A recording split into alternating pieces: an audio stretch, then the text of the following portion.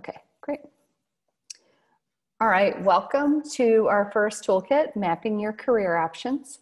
I'm going to talk through all of the ways you can plot out all of the pathways that are open to you based on your interest, skills, and knowledge in the market.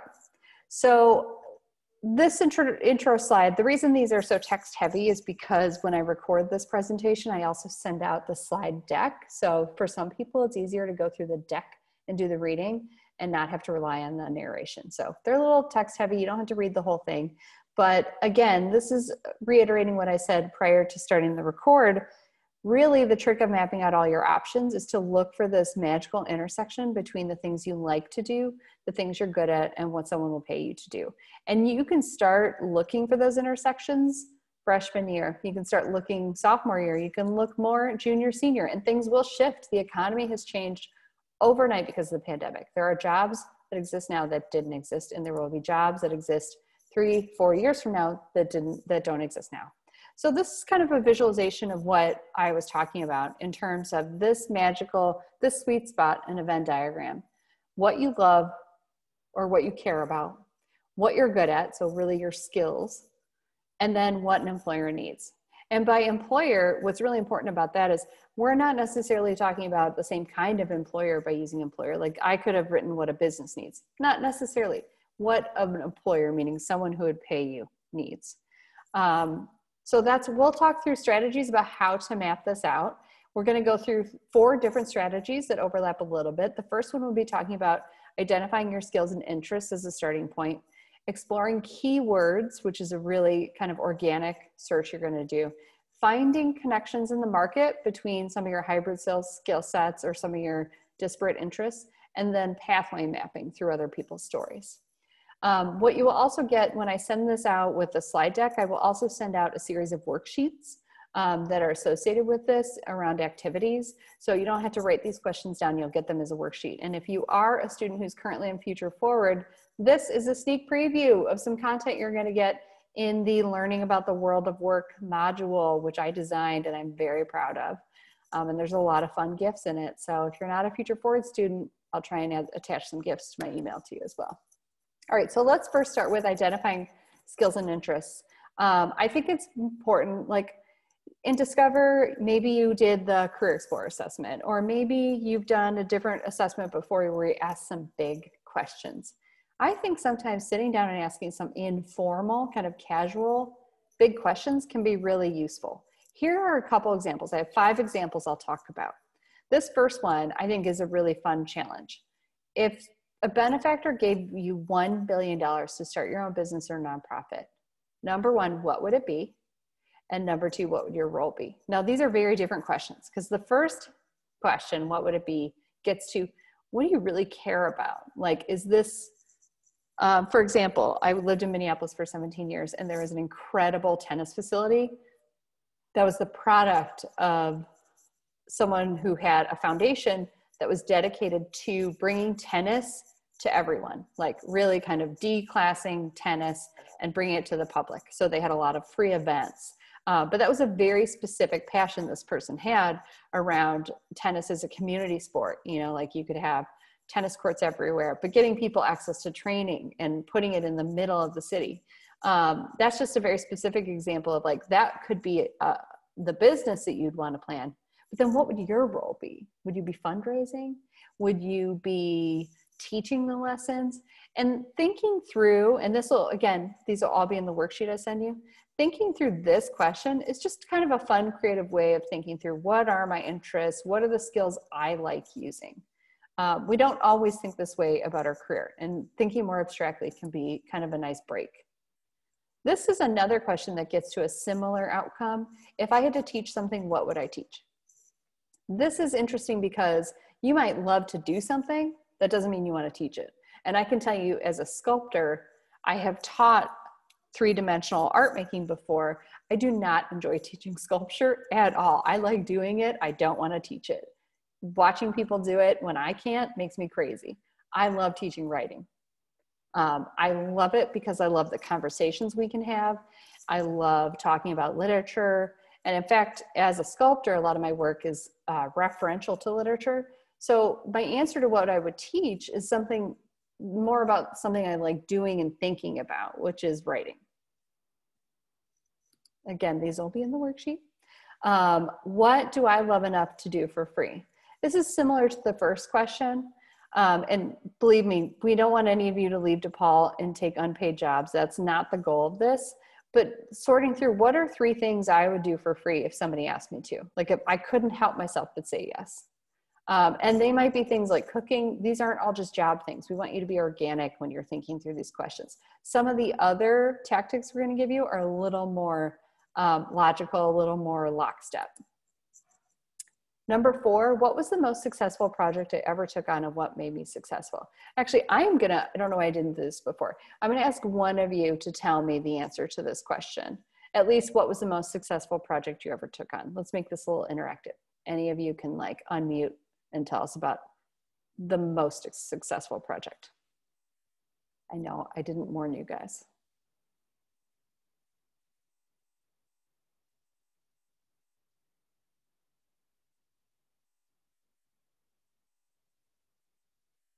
Do you need me to call on people? I don't want to do that. No one wants to volunteer a project they were a part of?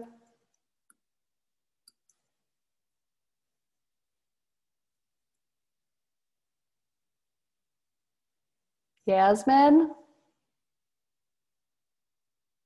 See, this is experimental. I try and make things interactive, but I can't make it happen. Dina? Hi, Margaret. Hi, I would love for someone to tell me a successful project, and I'll tell you how the answers to this might help you plot out your pathways. Washing, so that's why I'm like, do I want to unmute? But I hope you guys can hear it. I guess one of my successful projects would have to be fundraising for my project management course that I took on in the fall. Out of 4 teams, we were the one that raised the most.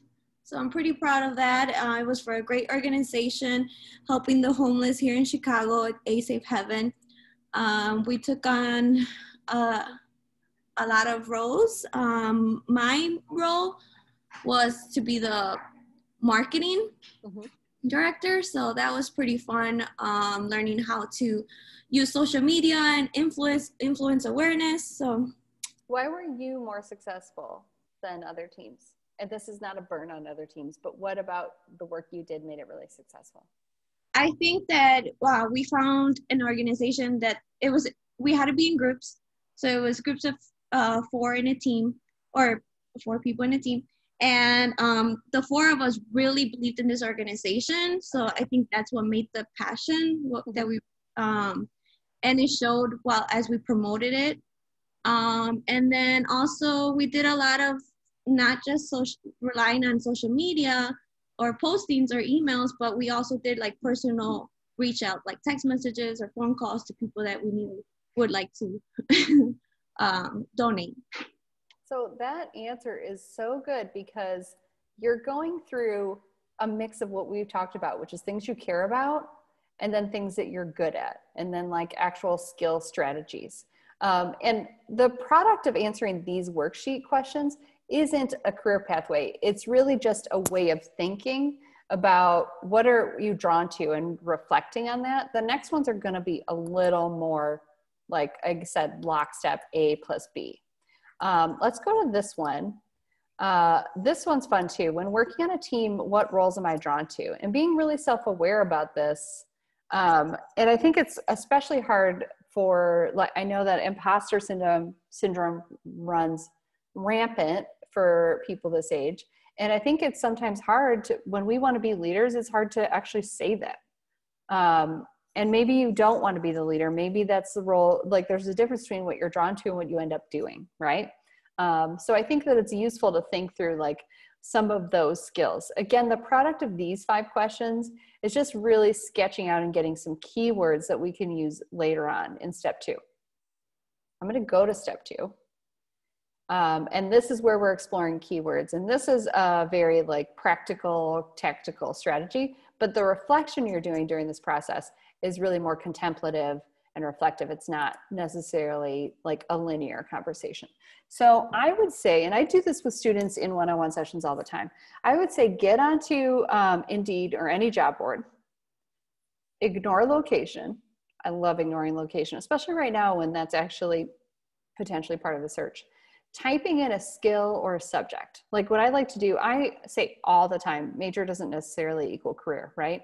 You graduated with a job in English, you're not going to go be in English. That's just not a job. You're going to do anything you want. So I like sometimes going in to Indeed and putting in the name of a major or subject, could do medieval literature, and then see what pops up.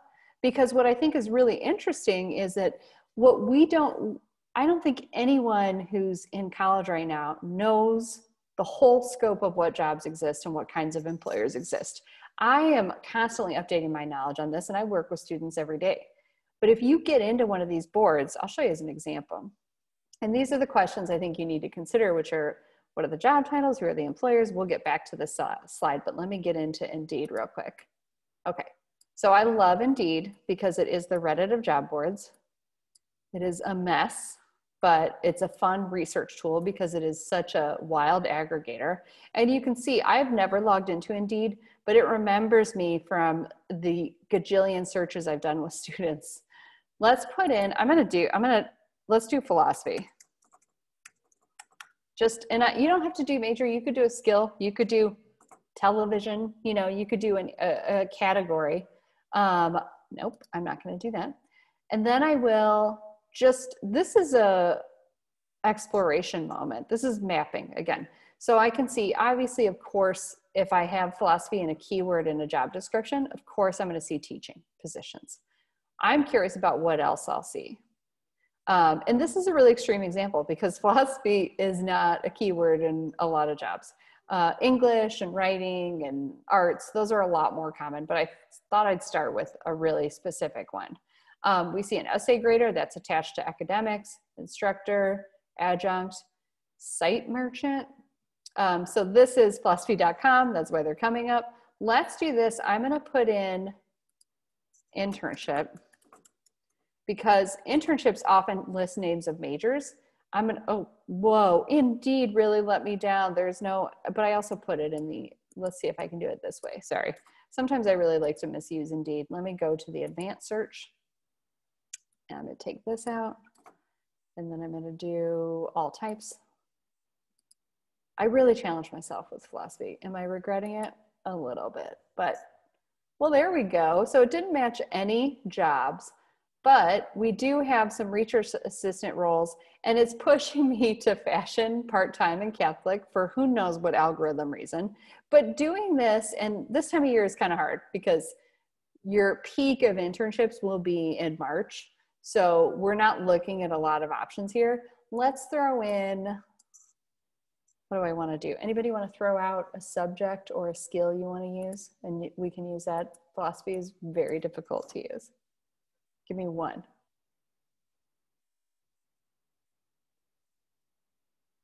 I'm not going to make Yasmin do everything today. Or you can put it in the chat if you're shy. Oh, graphic design. Thank you, Dina. That graphic design is a subject and a natural career field, right? But what I like to get really excited about, and I'll talk about this in the next, organizational psychology, fun. So it is, did I still do, this is coming up. I think the only thing I put in here was graphic design. Obviously internships. What I really want to point out here is that how different these internships are, right? So Uline is a company that sells shipping materials and office supplies, right? As opposed to an apparel place. So these jobs are going to be relatively different in terms of what you're doing. You're also going to scope out the difference in jobs. So I have graphic design. Literally, you're doing design concepts. Here, you're doing probably design concepts or something illustrative. Now we're getting into marketing and graphic design. This is really pushing out our options, right? And seeing where we're at. Now we're seeing communications and graphic design. Now we're adding to our keywords around what are the roles, and we start to make like a map of, okay, there's a role in marketing, there's a role in retail. There's a role in communications, and those aren't necessarily the same thing. They could be different. This company is, let's see what LTF does. Tell me. Manufacturing, right? So there's graphic design in a manufacturing space. Some of this could end up being, I don't know if it would be packaging or just catalog or whatever. Beauty products. This is actually a packaging role. And so now we're adding packaging as a keyword.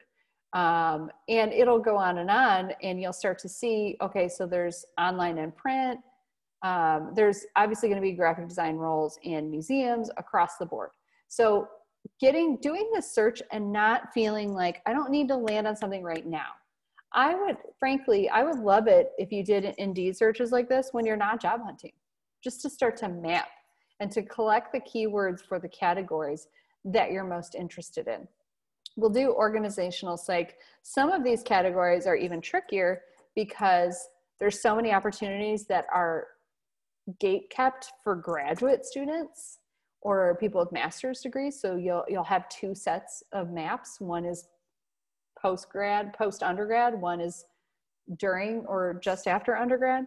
So again, when we're mapping spaces here, now we're saying, okay, there's a therapeutic space for organizational psych. There's research and development for a tech company here. I mean, you can see how wild, and I like not doing location because that's what really makes the map more complex. And the more complex, the better, because it's a more thorough sketch of where you could go. I love that this tech one shows up because Indeed is just skimming for keywords. So this is a financial group. Let me see why it came up. Working toward, look at this list. I wish I could just this is everything you need to know. Look at their preferred majors. Finance, accounting, IT, econ, marketing, math, statistics, HR, management, comm, business law, psych, logistics, engineering, computer science, actuary. They're only not including humanities in here. So this is a good illustration of how broad your options are going to be and how you can start to map out just by using a job board. And it doesn't have to be, so this is like an HR one. That's a category we haven't added yet to the map. This is probably more HR as well. But this is an illustration of how just a search on a job board, and you don't have to use Indeed, you could use an industry-specific job board, you could use Monster, you could use Handshake, just to start to do that. I'm gonna get back into this and show you what kinds of questions you can be asking while you're doing this. Sorry, this is the first time I've done this presentation, so I'm sure there's some kinks to work out. All right, so the next step, we were on this one, thinking through what are the job titles. We went through the roles that was marketing, comm, there's probably a UX associated with that, culling some of the language around the job titles. Who are the employers and what are their industries? Tech, healthcare, manufacturing, kind of identifying who pays people to do roles like this. What are the responsibilities ranging from packaging to web content, graphics, illustration, etc. What are the skills associated with that? And then salaries are a piece that you can kind of research tangentially on Nextdoor, or on Glassdoor, not Nextdoor. Oh my God, I really hope someone starts asking salary questions on Nextdoor. Please don't, that would be a disaster. But then the step 2 of this particular tactic would be to identify 5 of the ones that you're like, these are the most interesting to me, like purely from a shopping perspective. And start to ask these questions. What is about it? Is it the place where I would work, meaning a museum or a manufacturing facility? Is it the mix of duties? Is it the audience I would work with? Maybe I'm only working with other designers on a team. Maybe I'm working with clients. Maybe I'm working in a fashion space, etc. What do I like about this position? What's interesting about the employer? Do I see a lot of similar jobs here, or is this kind of a narrower focus for me? What skills do I already have? What skills would I need? Mapping through this can really help you put this together as like almost a visualization around these are my options, these are my preferences, and start to get some cluster keywords together that you can use in this next stage, which is finding market connections. This is another way to map. And this mapping is primarily focused on employer targets, meaning starting to think about what kind of company would pay me to do something and what kind of company is the kind of company I would want to work at. So in my own experience, as someone with an MFA in sculpture, I knew there was no job called sculptor, but I knew in terms of my affinities and my values, I knew I'd want to work in an arts environment, no matter what, right? So what kind of arts environments exist? Colleges, museums, cultural institutions, philanthropic foundations, and then maybe arts advocacy, as well as like some nonprofits that are kind of delivering art services. So my search was focused on those places. And then narrowing down, well, okay, what do they hire for at those places and what can I do?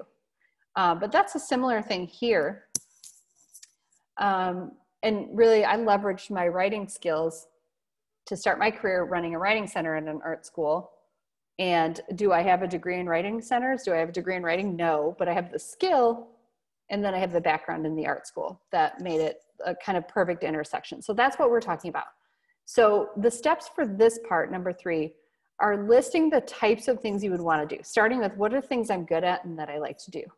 And this is my list. I love writing, teaching, designing, organizing, researching, presenting, storytelling, managing, and I like data management. That's the one I like the least. What are things you like doing? I like designing, I like researching. Make this list as robust as possible. And these are sometimes skills that you really want to grow. Maybe programming would be in here because you're like, I'm starting that, I'd like to know more. And then make a separate list of the places or industries where you have experience or that appeal to you. And again, this list was kind of a list I had at one point. I knew I would be happy in a museum space because that is an environment I would enjoy. I knew I'd be happy working in a school.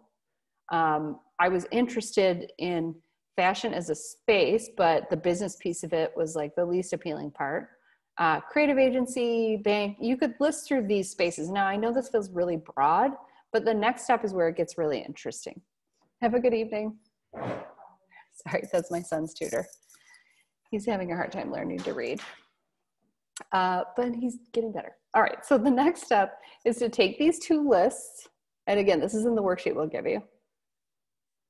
Start to explore, put the keywords together either in Google or in a job board, and start to explore what are names of jobs that in the places I'm interested in using any of the skills I've identified. Because what I think this piece actually really explodes out, I mean, does anyone start their undergrad deciding they want to do museum education? Not many people. This will help you start to identify roles that appeal to you that combine your interest in working in a particular place or space, could be banking, and using a skill you have. Could be graphic design. And that's the reality of it. We treat industries as the same thing as jobs. They are not. Every industry on some level operates like a business. And every industry is going to have someone doing content management, doing some kind of business function, doing some kind of operations function, doing some kind of marketing function. So these jobs exist across the industries, and looking for that intersection is really helpful. I'm going to show you a great example of someone who has a job very similar to another person I've worked with. Sorry, I have 1,000 tabs. Let's go to this LinkedIn profile. Oh, I navigated away from the person I was trying to go to. Oh, good gravy. It must be a different LinkedIn I have open. Sorry. Okay, this is one of my favorite examples. And this person, I found her today, but I knew about this program. She is an assistant operations manager, meaning she has an operations function really around like managing, I know manager is part of it, but really around like the administration, right, of an office for a corporate art collection at Fidelity, an insurance company. So this is a great example of this wild intersection that you would have never imagined. But a lot of corporations have art collections, and they hire people to manage those and to work in a curatorial space or in an operational space for those. This is a great example to me of no one I've ever worked with who has been an art history major knew that this was a pathway they could take. Nobody. Because how would you know that? Unless you sat down and you started mapping those intersections, those jobs that exist in places where you wouldn't think they would. So for example, like even if we get onto like a creative studio assistant for Google, that's a job that exists that you wouldn't know. There's a lot of jobs in publishing that, you know, content specialist in publishing. Let's say you're an English major or you're a bio major. There are jobs in publishing and in ed tech that are for people who have content specialist knowledge. Does that make sense in terms of this idea of these market connections between industries or spaces and roles? I hope it does. All right, the fourth and final tactic, and again, you'll get this worksheet as a follow-up, is using other people's stories. Kind of similar to the LinkedIn profile I showed you. Sorry, my camera keeps auto adjusting and it's wild. Let me see if my light will help. Help a little bit. Okay. First, I'll tell you a little bit about this site. This is the DePaul Stories site. And I think it's really helpful to look at recent alum and just see how they did it. What did they do? Where did they land? What did they do with my major? What did they do in the space I'm interested in? So this DePaul Stories site, I had it called up, but I'm not going to look for it right now. Excuse me. And I'll put this in the follow-up email as a link. This site, you can go through by, give it a second. Let's see if it works. This was put together at the beginning of last year, and it has every career community that we've in the Career Center. You can go through just business, entrepreneurship, and consulting. Click through, see what people have done. We have graduate students and undergrads, so there's a good mix.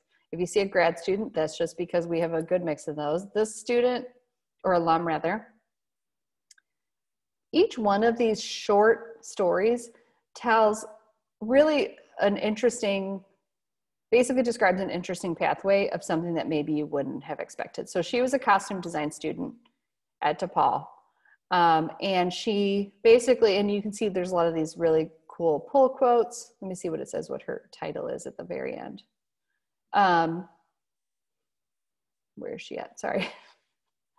Oh, here, in her second year, she was going to study lit, and then she did costume design. And now she's an assistant costume designer based in LA. And I know that sounds like a very linear progression, but I don't think from her perspective it felt very linear. I think she probably did some of this research in between and did some networking with folks out in the world based on their stories. But you can click through these to get started. The other tactic or the other thing that I would recommend doing, and I do this with students all the time, as far as pathway mapping, I use LinkedIn to do keyword searches. Sometimes it'll be starting with a major. So you there's either two directions. The first one is you throw a major in and look at alumni from DePaul or anywhere and see kind of where they landed. And it's helpful when they're more recent alum because, or that's not true, mid-career or more recent, because some of these pathways have changed drastically. So more recent folks will navigate a pathway more similar to yours. Or find peers who interned at employers that interested you. And you get to see on LinkedIn the trajectory and the movement that they made. I interned here and then I interned here. This benefits you as far as your mapping goes because you will gain some employer targets because this will be people you haven't even thought of. You will gain knowledge around existing internship programs, particularly if these are more recent grads or even current students who are interning. And you will also get more knowledge about possible job titles in the industries of interest. So I'm just going to show you what that could look like on LinkedIn. Okay, so I'm going to put in, we'll start with DePaul. So you can start with DePaul alumni if you just kind of want to narrow it. You don't have to. I'm going to go to DePaul's site on LinkedIn. And if you don't have a LinkedIn profile, so some of this is stuff you can't do, don't overthink it. We've got a great handout in the Career Center. We can help you make a good one. But it's really worth it to get that going so you can use this platform. All right, I'm going to alumni. I'm going to search by title.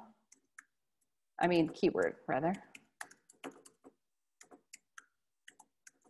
Alumni Sharing Knowledge is a platform for this as well. We're just starting with LinkedIn because it's going to be a larger group of students or alums, and you can see their story. So I just did this as a keyword.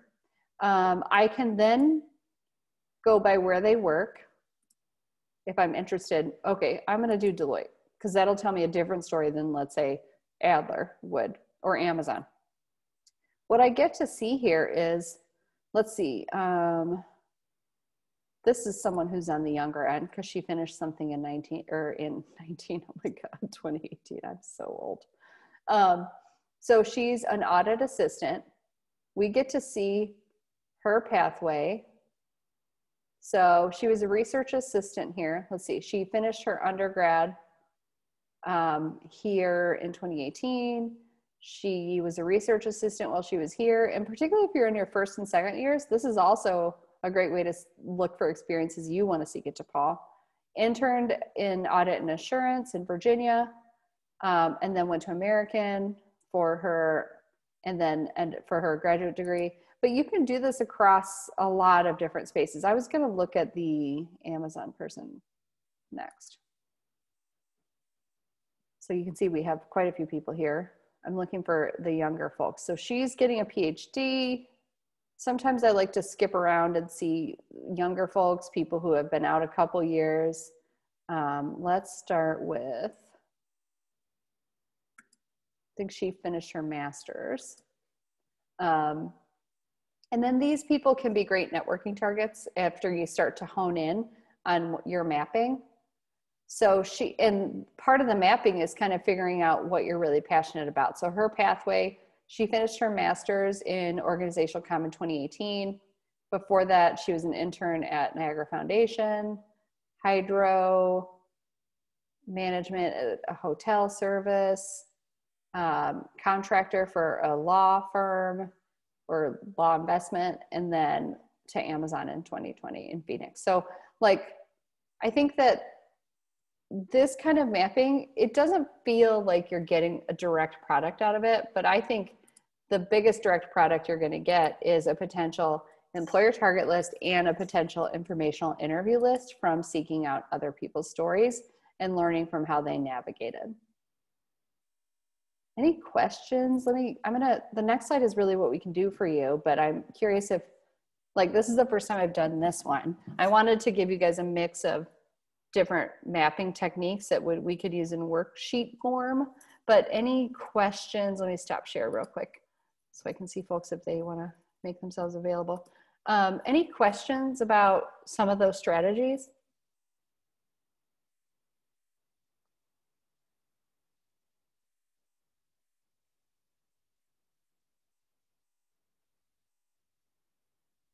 I'm not good at sitting in silence, so this is difficult for me. Really, the purpose of the session is to give you guys some ideas for how to start this process. If you are a senior and you're starting this process, this is still as functional for you as it is for someone who's earlier in their career. But what you need to know, at least for those of you who aren't graduating right now, but maybe in a year or two, is that I would do this continuously because this will shift. The functions associated with certain job titles, the job titles themselves, the skills necessary will shift pretty quickly. So it's not a one and done where you're I'm totally done mapping out what all my options are. But informational interviewing is a huge part of this. That would be the next step after you've honed in on some categories that you want to research further. So when I follow up to this event, I will share with you guys the informational interviewing handout that we have in the Career Center with a sample request and some sample posting. Okay, so I see one question. During interviews, how would you implement, and Rebecca, do you mean how would you refer to any of this research, or?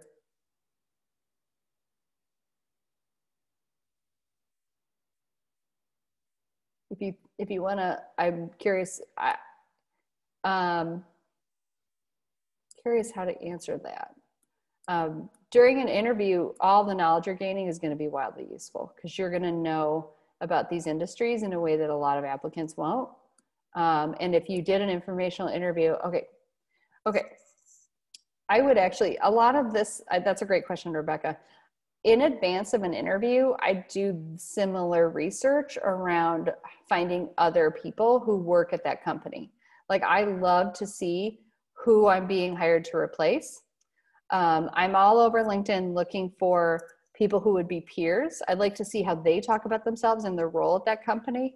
And I would definitely refer to, and you can, in an interview, say something like, in preparation for this interview, I saw on your profile that you did this in the past. I'm curious about how that experience helped you get here or whatever. Like, you can do homework in advance of the interview that's similar to this. And the other piece that you would integrate this into would be the idea that, like, you would know all the keywords you need to use in your interview because you're collecting keywords. You're collecting the meta language of whatever that industry is. Like, the way I talk when I'm in an art setting is very different from the way I talk in a career center setting, because there's just some little hidden meta language that they use.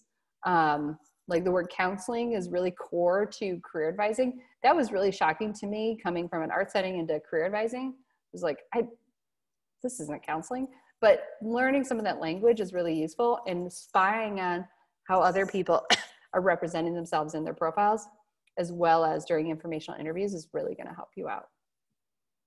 I'm going to quickly send a poll out. And if you have time, that'd be great if you could do it. It just launched. We like getting feedback, so feel free to just, give us those answers. But also, if you have more questions, this is a great time to ask more questions about mapping these options. Like I said, you'll be getting the worksheet that has a lot of these prompts on it.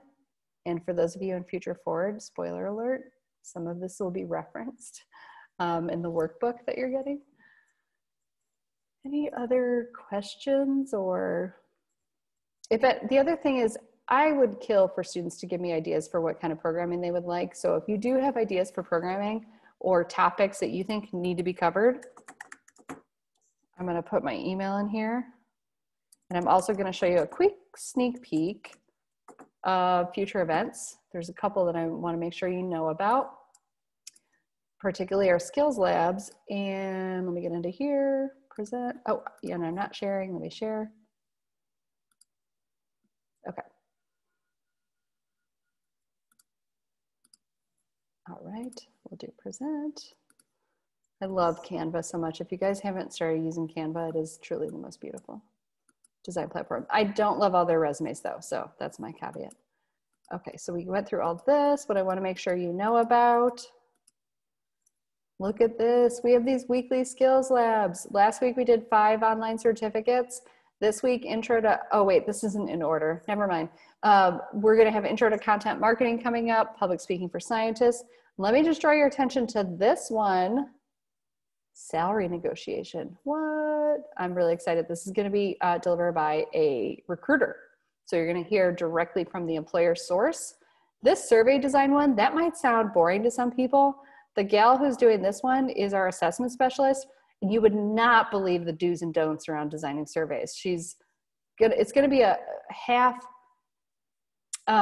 like kind of best practices from a theoretical space and half really practical advice. It's going to be a really great session. Intro to design thinking. All of these are coming up. You can RSVP and get a recording. Today is mapping your career options. We're also going to be doing mastering the interview, which will be a really good session. And then we want to make sure you guys join career communities. And quickly, I advertise Internship Plus.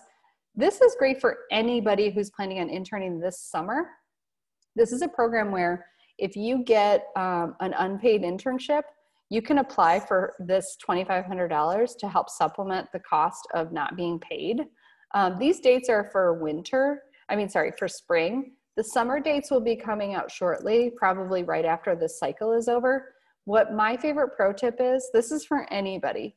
You can go to any employer you want. If you get an employer target list going, you can go to any employer and you can say to them, hey, I'm applying for competitive internship funding, unpaid internship funding. If I'm awarded this funding, will you host me? That's basically a create your own internship option that if you need to know more about, let me know. But I love the idea of doing that. Then you go to particularly a nonprofit and ask that question. That's just something that I want to make sure you guys know is in the works and something you can apply for. This is our career library. It's on our website. Just want to make sure you guys know about that. And a lot of other programs are coming up, so check them out on Handshake. Let me see if I have any more. Let me stop share and see if I have any more questions. Okay, what are the different conditions for paid and unpaid internships? So the Internship Plus is only for unpaid internships. We want everyone to get paid, but the reality is certain industries, particularly creative industries like fashion, entertainment, and some nonprofit organizations are unable to pay. There are some museum internships that don't pay. There are definitely some fashion and museum internships that do pay, but I do think with the economy as it is, we'll probably see a slight increase of unpaid internships. That's why we're really trying to build up more fundraising for Internship Plus, because to get that award, you have to be doing about 100 hours of an internship. So over the summer, that would be about 8 hours a week. Oh no, is it 80 hours? I don't remember. I think it's 80 hours now, sorry. 8 hours a week for 10 weeks. And grad students, we have not opened Internship Plus for grad students yet. However, if you're in the College of Liberal Arts, they have a CPBBL. It's the craziest thing. If you're in the College of Liberal Arts as a grad student, they have their own internship funding with a similar timeline as Internship Plus, and that is open to graduate students. I think for that one, you do have to be concurrently enrolled. For Internship Plus, you do not have to be concurrently enrolled for the summer payment.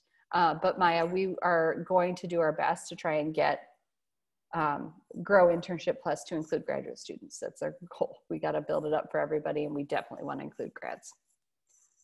Any other questions or comments? I'm going to stop recording, but I'm happy to answer any more questions.